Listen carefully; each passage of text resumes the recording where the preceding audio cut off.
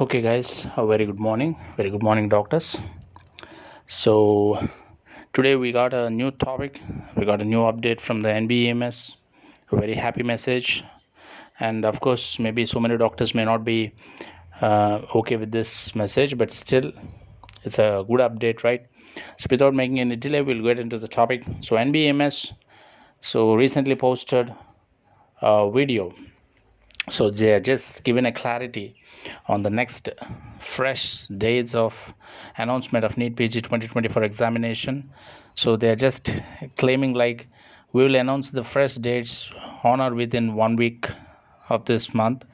So don't get panic, don't get stressed, just continue with your flow, continue with your preparation, just fix that flow. For the next few days we'll be getting with the fresh dates for the conduction of this Neet PG 2024 examination.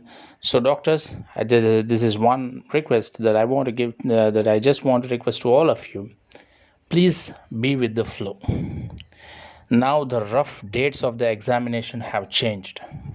So most probably, most of the resources, they are expecting the Neet PG 2024 examination that might be held in the final week of July or in the first week of August. But when the anchor has asked a question to the Nbems head, one of the official, when the anchor has asked this question like, sir, most of the doctors are claiming like the exam may delay more than the September. It may cross the dates of September, but the official of Nbems has explained like no, it will not be delayed September, after September, but it might happen. Chances are there it might happen, but mostly it will not be delayed more than September. It will be held before September only. So most of the resources, most of the doctors, most of the officials and experts are expecting the Neet PG 2024 examination mostly will be held in last week of July or in the first week of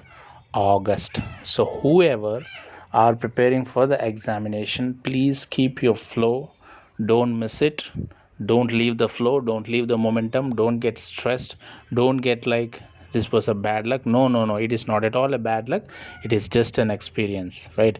And I just want to make sure that some of the doctors are asking me a question like, sir, so we got some days at this final point, so what can we do with these days?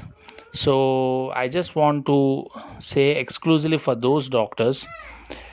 So for example, if we got a space of, we got a time period of something like 10 to 15 days, we will just break it down into two sessions, 1 week and the second week, right? So what you will do in the first week, you will be preparing with the pyqs. In the second week, you will be getting with the mcqs, right? In the pyq session, please go through the last previous 2 to 3 or 3 to 4 years of previous year questions. Please, first week you just go with the pyqs only. So after the first week, you will be left with the second week, that is 7 days or 8 days, like that. In those last 7 days, you just garnish the final edge completion of the volatile topics. This is very important.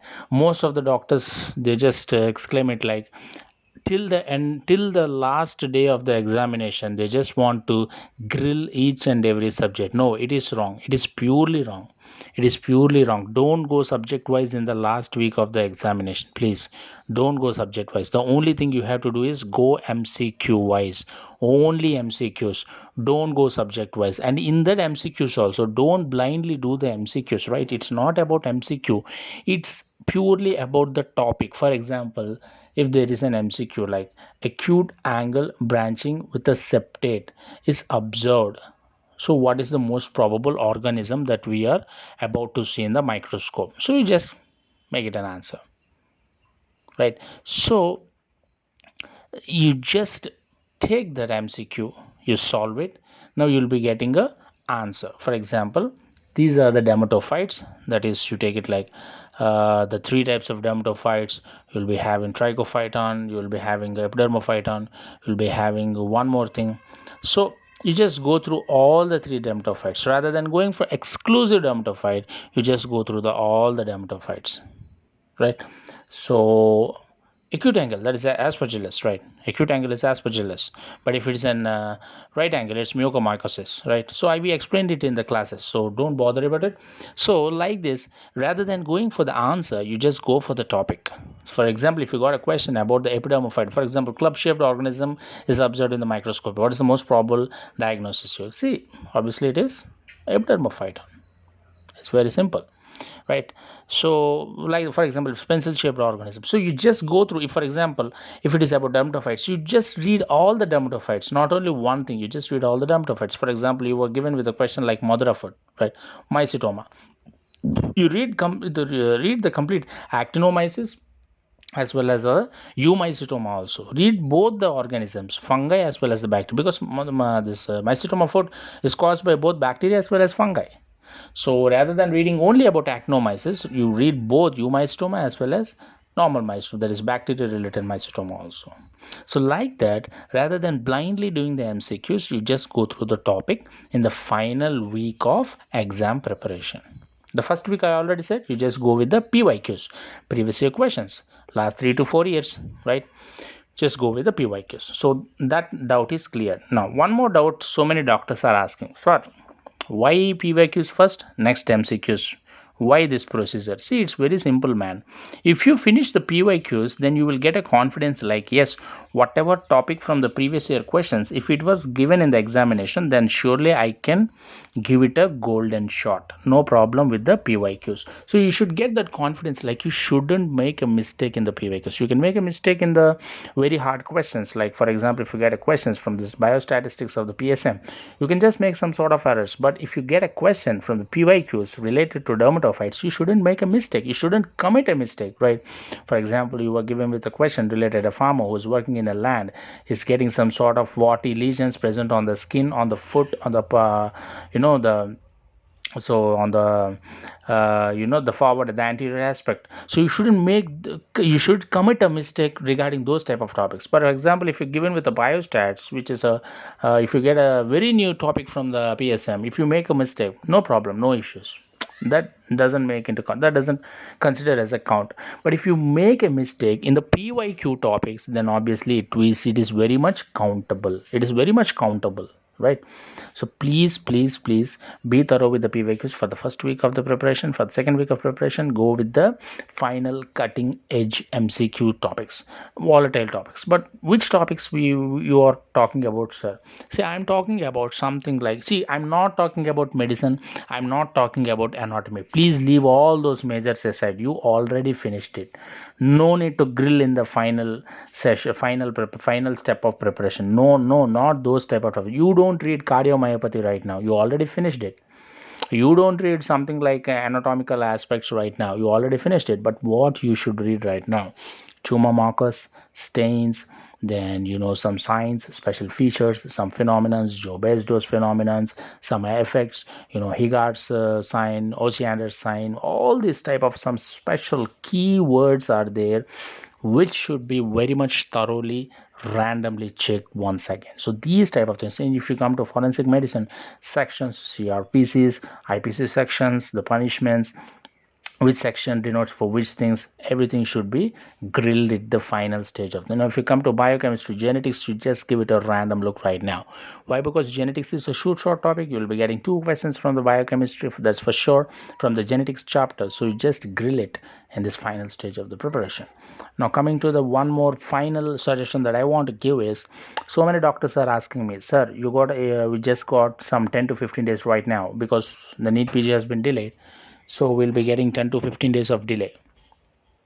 So can we go for one grand test?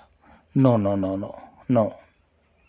See, at this time, if you go for grand test, what happens? I will tell you. It might be useful for you, it might benefit you, but still what happens is, if any sort of a result which is not as satisfactory for you, if it comes in the grand test, then obviously you will be coming down, you will be thinking like, oh my god, I'm still not yet prepared. No, you are completely prepared for the exam, don't bother about it.